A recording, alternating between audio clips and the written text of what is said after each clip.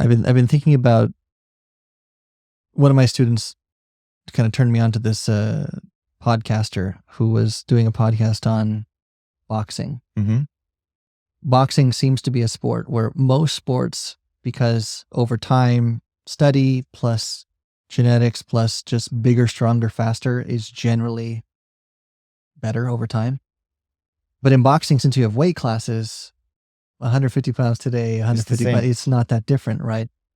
And so many top coaches and boxers actually are of the opinion that boxing is one of the few sports where it's gotten worse over time. That the athletes in the golden age of boxing, like the 30s to the 50s, were really something else. And that some of that knowledge was lost because we don't have those coaches anymore.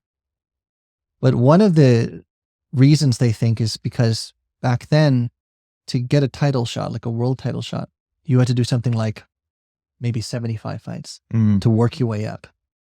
And so, you're really having to do a lot, study a lot, and a lot of experience. Now you can get there sometimes in as little as under 20, maybe, something like that. And so you just have a different level of experience by that point in your career, by the time you're going for a title shot. And so and part of that is because there are, I think, 4 or more organizations now, and people are almost incentivized. And I understand, right? It's like if you're the champion, you just kind of, life is better for you. So go to that boxing organization, be champion there, you go over there. And, we're really good. It's better if we don't fight each other. You win, I win. We all, stay in our corner.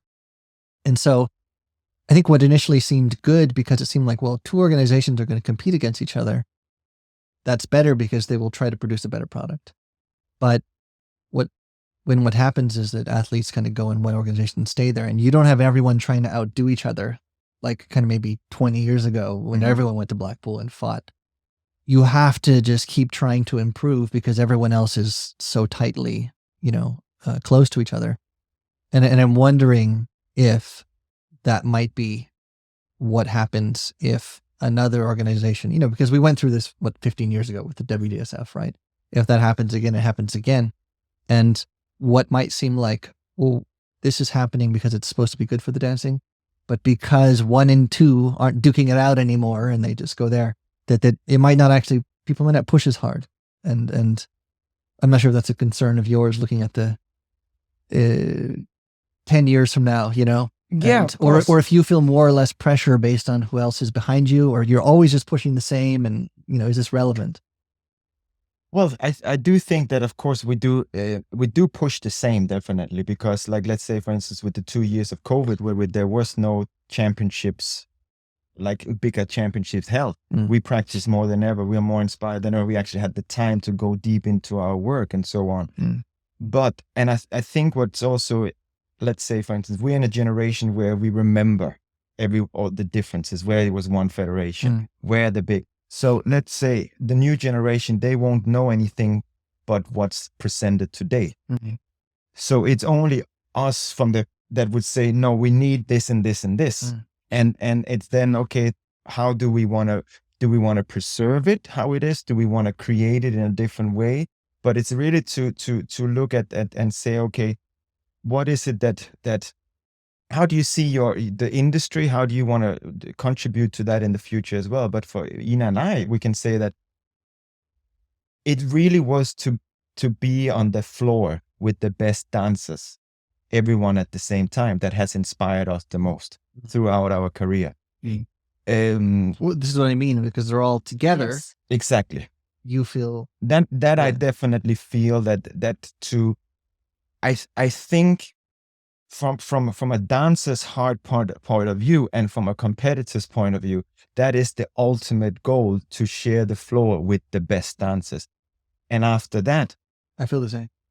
Like, whoever wins, let's say it like this. Okay, our position is that now, of course, our goal is to win by the end of the day, deliver a good enough amount of product of dancing that would potentially make us win. Great. That's, of course, our goal.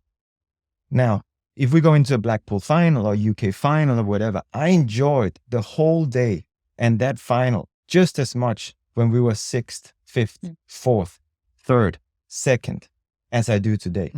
So the last 15 minutes of the day is the difference throughout the whole day of being in that room, being with those competitors, being that.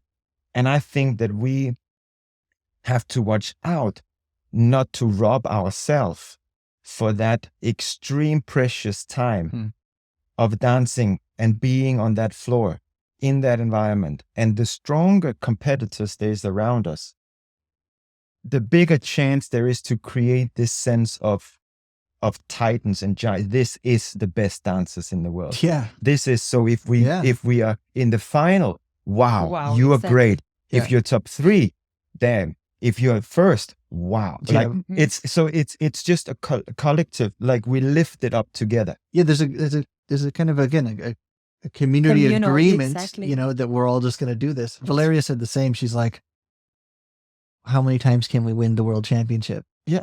How many world championships can we have? And is this devaluing the currency, basically? Right. So yeah, and world championship inflation, in some ways. Yes. And maybe very popular word nowadays. Yeah, unfortunately. exactly. Yes.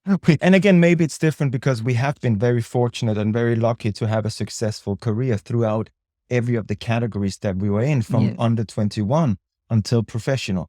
We have won every category that we have been in. Yeah. So of course, winning has always been part of our career, but it's never been the main driver. And people don't always believe that when we say it, because we have been successful and we have won and we have been very competitive and determined on that.